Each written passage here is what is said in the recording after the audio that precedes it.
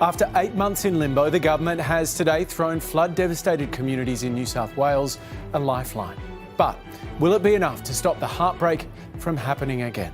Tonight, 2 states are in the grips of an historic flood crisis. Houses are underwater, towns have been isolated. Back in February, with the water level rising, Northern Rivers residents fled for their lives in what's been dubbed one of the worst natural disasters in Australia's history. We tried swimming across, but the current was too strong.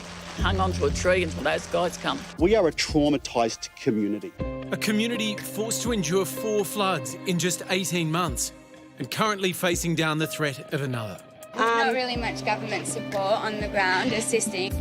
Today, our governments have finally come through. An $800 million commitment, $520 million to be available for buybacks, but up to $100,000 to raise some homes and up to $50,000 for retrofitting.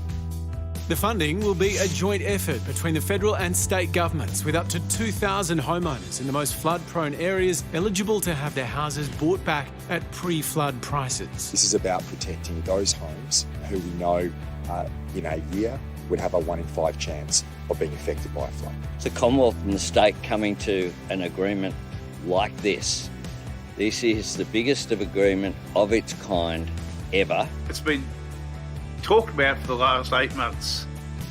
I never thought the day it had come good. Now it has. It's just a load off your mind. For traumatised residents, the buyback is an opportunity for a new start. I thought this is one chance to go up to North Queensland, where it's warm all year round. If I'm going to die, I don't want to drown.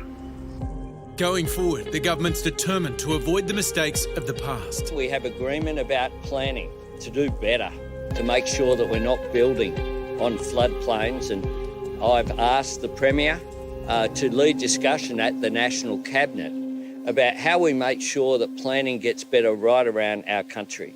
But with more than 10,000 damaged homes and just 2,000 spots available, will this scheme do the job?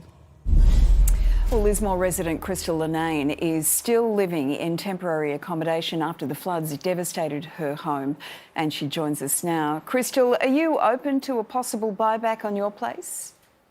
Yeah, we're definitely open to a buyback here. We don't really want to go through the trauma again. We've just spent the last weekend on an evacuation order again last weekend, so packing up our lives into boxes again.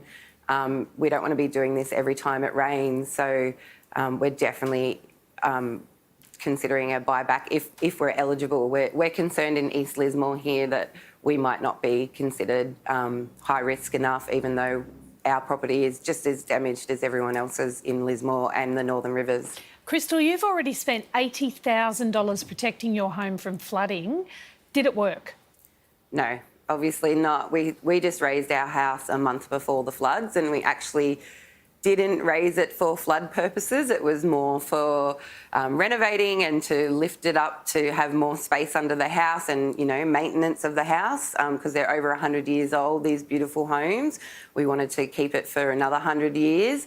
But yeah, we had a metre through our house, so we're already at 3 metres. Like, how high can people go? If you drive around Lismore, everyone's up high already, so I don't know how you can raise it any further. I've seen a lot of people in the community who really wanted to stay at the beginning are now starting to say, I can't do this every time it rains. I can't be worried about my safety. So for me, it's a no-brainer to take a buyback and walk away at this point in time. And is that the reality? What goes through your mind when it rains?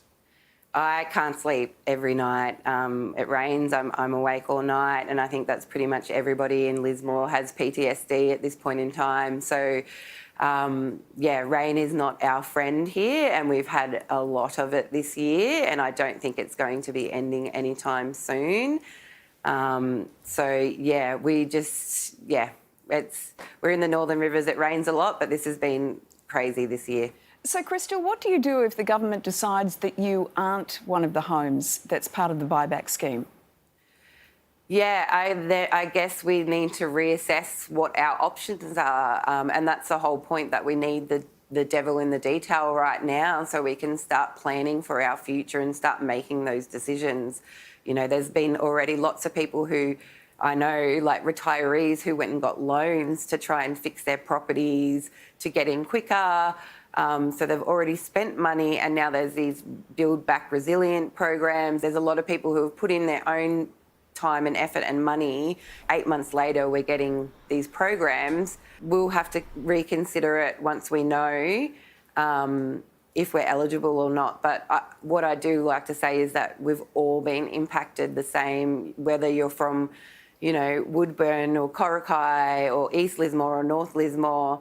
Our homes all look the same. We have no, we have no kitchen, we have no bathroom, we have no insulation, we have no walls. So I think we need to have a really, I would like to see is the detail and who is going to be eligible, so then we can have some consultation around that. And Crystal, knowing that this nightmare started all the way back in February, that's the very least you deserve. Thanks so much for your time tonight and good luck. No worries. Thank you very much.